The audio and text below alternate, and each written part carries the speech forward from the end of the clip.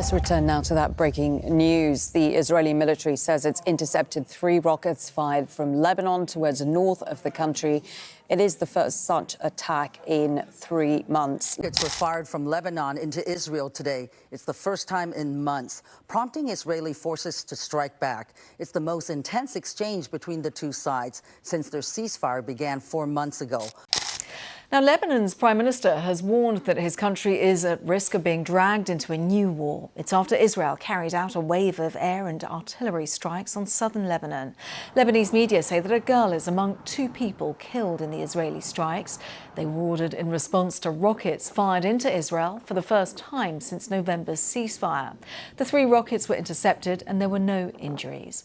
Well, the Israeli military says it hit dozens of Hezbollah rocket launchers, though the militant group has denied responsibility for the attacks on northern Israel. Israel strikes Lebanon after first rocket attack since ceasefire.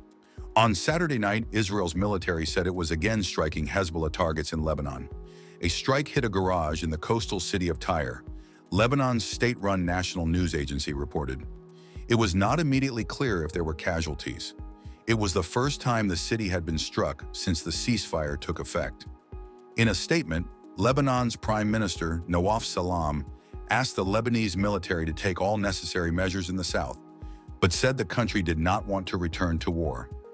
Israeli forces were supposed to withdraw from all Lebanese territory by late January under a ceasefire struck on November the 27th. The deadline was extended to February. Israel has carried out multiple airstrikes on Lebanon after several rockets were fired from Lebanon into Israel, in the worst violence since a ceasefire came into effect in November. The Israeli military said it had hit dozens of rocket launchers and a command center belonging to Hezbollah, the Iranian-backed militia and political group in southern Lebanon. Hamas is responsible for this war. It invaded our towns, murdered our people, raped our women, and kidnapped our loved ones. Hamas refused offer after offer to release our hostages. In the past 2 weeks, Israel did not initiate any military action in the hope that Hamas would change course. Well, that didn't happen. While Israel accepted the offer of President Trump's special envoy, Steve Witkoff, Hamas flatly refused to do so. And this is why I authorized yesterday the renewal of military action against Hamas. Israel does not target Palestinian civilians. We target Hamas terrorists. And when these terrorists embed themselves in civilian areas, when they use civilians as human shields, they're the ones who are responsible for all unintended casualties. Palestinian civilians should avoid any contact with Hamas terrorists. And I call on the people of Gaza, get out of harm's way, move to safer areas, because every civilian casualty is a tragedy. And every civilian casualty is the fault of Hamas. I thank President Trump for his unwavering support for Israel. Our alliance with the United States has never been stronger. To those who criticize Israel, I ask, what would you do if terrorists murdered and kidnapped your children? You would do what we are doing. In the face of pure evil, free societies have no choice but to fight. So I want to assure all our friends around the world, Israel will fight and Israel will win. We will bring our people home and we will destroy Hamas. We will not relent until we achieve all these vital goals. And we will not rest until we give our country a future of peace, prosperity, and hope.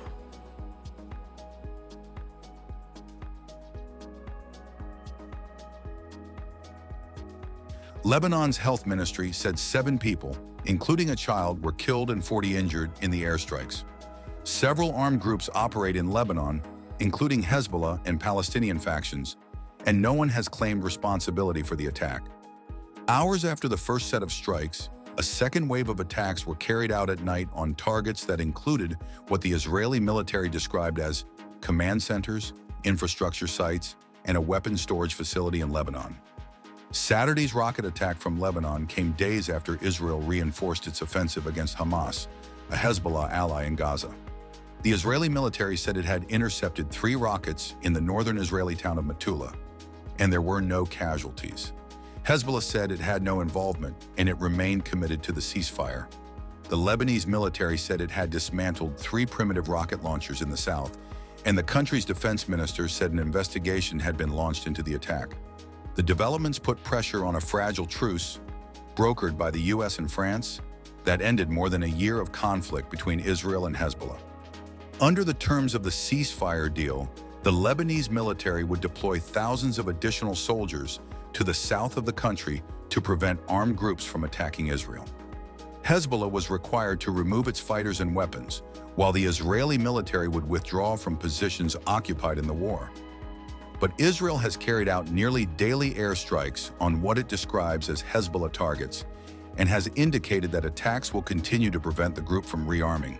The Israeli military is still occupying 5 locations in southern Lebanon, in what the Lebanese government says is a violation of the country's sovereignty and a breach of the deal. Israel says the Lebanese military has not yet fully deployed to those areas, and that it needs to remain at those points to guarantee the security of its border communities. Saturday's attack is further proof of the challenges facing the Lebanese army, as it tries to exert control over southern areas where Hezbollah has traditionally had a strong presence and support. Lebanon's President Joseph Aoun, who came to power in January, has said only the state should have arms in the country, in what is seen as a reference to Hezbollah's arsenal. On Saturday, he condemned attempts to drag Lebanon into a cycle of violence, while Prime Minister Nawaf Salam said the escalation carried the risk of dragging the country into another war. The UN peacekeeping force in Lebanon, UNIFIL, said it was alarmed by the possible escalation of violence, urging both Israel and Lebanon to uphold their commitments. Hezbollah was battered in the conflict with Israel. Many of its leaders were assassinated, hundreds of fighters killed, and much of its arsenal destroyed. The group faces the huge challenge of providing financial help to its communities affected by the war and pressure from its opponents to disarm. Lebanon's international partners say they will only help the country if the government acts to curb Hezbollah, the most powerful group in Lebanon. Hezbollah launched its campaign the day after the Hamas attacks on southern Israel on October 7, 2023, saying it was acting in solidarity with Palestinians in the Gaza Strip.